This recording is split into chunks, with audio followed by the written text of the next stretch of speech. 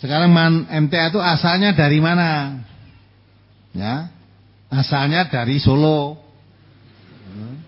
Jadi MTA itu bukan sempalan dari pondok pesantren, bukan dari suatu organisasi tertentu, bukan. Jadi asal usulnya, cerita singkat, MTA itu didirikan oleh Ustadz Abdullah Tufail Saputra. Beliau pernah menjadi ketua Dewan Dakwah di Nusa Tenggara Barat waktu itu. Ya, beliau mempunyai profesi dagang batu permata yang sudah berkeliling di seluruh Indonesia. Karena beliau seorang dai, sebagai pedagang tidak hanya sekedar menjual dagangan. Beliau sudah sampai di ujung kulon sana, yang belum masuk hanya di Papua, di Irian Jaya belum masuk, tapi seluruh Indonesia sudah dimasuki oleh beliau.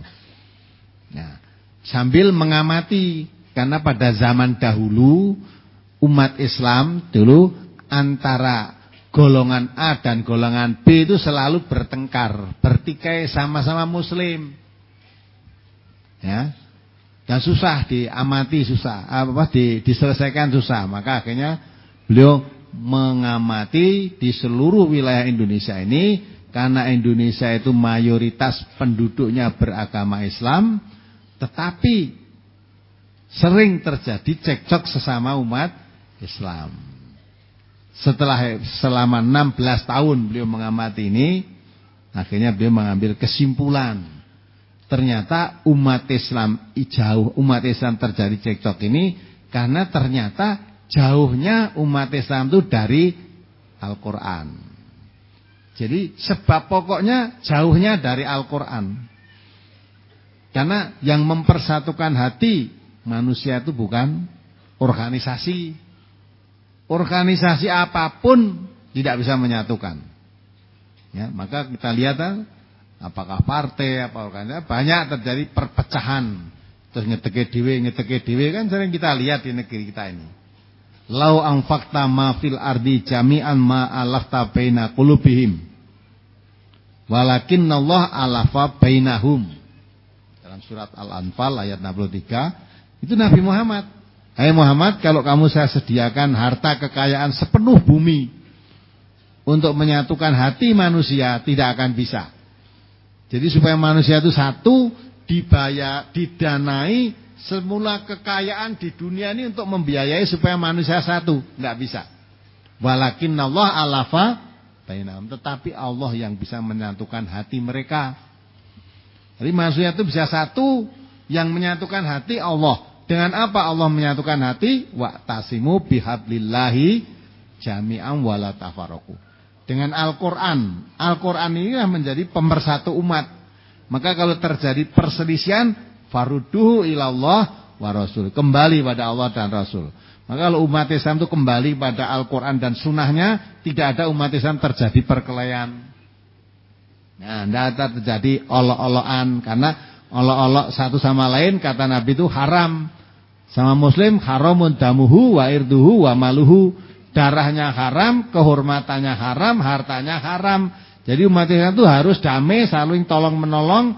Walaupun beda pendapat, beda paham, tidak boleh menjadi perkelahian, permusuhan. Karena al-muslimu akhul muslim, saudara. Ya. Perkara beda amaliyahnya, kalau sama-sama Islamnya tetap saudara. Adapun nanti di hadapan Allah, masing-masing bertanggung jawab amalnya sendiri-sendiri. Nah dari situlah maka beliau mengambil kesimpulan, karena jauhnya dari Al-Quran, maka beliau akhirnya menetap di Solo, membuka yang namanya Majelis Tafsir Al-Quran tahun 1972. Majelis Tafsir Al-Quran dibuka ini bukan mengajarkan mentafsir Al-Quran, tapi mempelajari tafsir Al-Quran yang sudah ada. Tafsir yang sudah ada ini dipelajari. Itu termasuk tafsir dari Departemen Agama, itu yang menjadi acuan.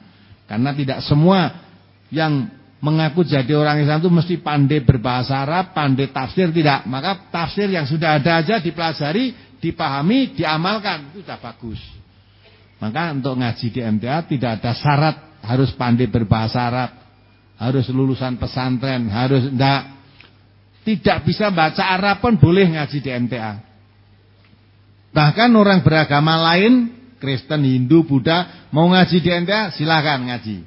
Mengapa kok terbuka begitu luas? Karena Nabi kita diutus menyebarkan Al-Quran itu, wa ma arsalnaka illa kafatan lin nas basyira wa nadhira. Aku mengutus engkau Muhammad menyebarkan Quran untuk seluruh umat manusia tanpa pandang bulu. Maka masih tafsir Al-Quran karena yang dikaji Quran terbuka untuk umum, siapapun boleh. Tidak beragama boleh ngaji, agama lain ngaji di sini boleh, silakan. Asal jangan ganggu. Ya, nah, boleh. Lah yang selama ini yang sering mengganggu malah orang yang mengatakan dirinya Islam, yang kata kitab sucinya Quran itu malah yang sering ganggu. Ya, nah, sering ganggu. Kalau orang-orang yang non muslim selama ini tidak pernah mengganggu kita. Malah ada yang masuk. Ya, agama non muslim ikut ngaji gini akhirnya jadi Islam. Ya. Sudah banyak kejadian ini. Nah inilah itu, maka asal usulnya jadi MTA itu bukan dari pecahan atau sepalan organisasi lain atau bukan pondok pesantren, tidak. Asalnya dari situ tadi. Nah pusatnya maka di Solo. Ya. Nah sekarang ini sudah tersebar di seluruh Indonesia. Ya. Maka itu karena negeri kita ini negeri yang berbadan hukum, semua gerakan harus ada dasar hukumnya. Kita tidak mengambil ya gerakan yang berdasar hukum partai politik atau berdasar hukum massa, organisasi massa, tapi mengambil yayasan. Jadi yayasan Masjid Tafsir Al-Quran yang kegiatan pokoknya mempelajari tafsir Al-Quran dan sunnah Rasulullah Sallallahu Alaihi Wasallam. Terus setelah mempelajari, tekanannya mengamalkan. Jadi tidak sekadar untuk hafalan. Karena agama Islam itu agama yang harus diamalkan. Setelah paham harus diamalkan. Ya, kalau tidak diamalkan tidak ada gunanya. Nabi mengatakan ya, ilmu tidak beramal seperti lebah tidak bermadu, seperti pohon tidak berbuah. Maka mengamalkan. Nah setelah mengamalkan, hasil kaji itu datang rintangan, cobaan bermacam-macam tadi. Dikatakan tidak umum, dikatakan tidak bermasyarakat, dikatakan dan macam-macam. Tidak masalah karena tidak mengerti. Mereka tidak tahu. Dulu mau begini kok sekarang tidak mau. Ya saya dulu tidak mengerti.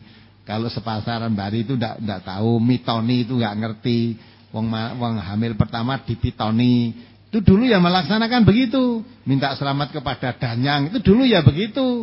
Karena tidak tahu. Setelah ngaji, oh ngerti ternyata. Iyyaka na'budu wa iyyaka nasta'in. Hanya kepadamu ya Allah aku menghambakan diri. Hanya kepadamu aku mohon pertolongan. Berarti kita minta selamat segala itu hanya kepada Allah, tidak boleh pada yang lain. Nah maka berbeda. Umumnya walaupun masyarakat, walaupun umat Islam kadang-kadang minta selamat kepada danyang, minta selamat pada kuburan, minta selamat. Nah setelah ngaji di MTA karena yang dikaji Quran berantas semua itu dari dirinya sendiri. Perkara orang lain masih begitu silahkan. Tapi diri kita tidak mau. Yang dulu mau mengikuti sekarang tidak mau. Lah kalau tidak mau di masyarakat dianggap nyeleneh, ya, tidak umum. Memang Nabi juga mengatakan, ya. Nabi mengatakan bada'al Islamu ghoriban wa sayaudu ghoriban kama bada'a fatubalil ghuraba. Islam itu ketika baru datang ya nyeleneh. Asing di tengah-tengah masyarakat jahiliyah kok datang Islam yang biasa menjadi kesenangan kok dilarang, ya asing kan. Setelah masyarakat mengerti, Islam menjadi biasa membudaya di tengah masyarakat Islam, menerima Islam semua. Tapi Nabi mengatakan nanti akan kembali suatu saat orang mengamalkan Islam dengan betul tanpa asing lagi, tanpa nyeneh lagi, tanpa tidak umum lagi, tapi batu balil ghuraba, bahagia orang yang dikatakan tidak umum karena mengamalkan Islam itu. Nah begitulah Pak, lah rupanya sekarang sudah mulai orang mengamalkan Islam dianggap tidak umum, dituduh macam-macam. Ya, tapi tidak masalah, kita biarkan saja. Itulah tentang MTA.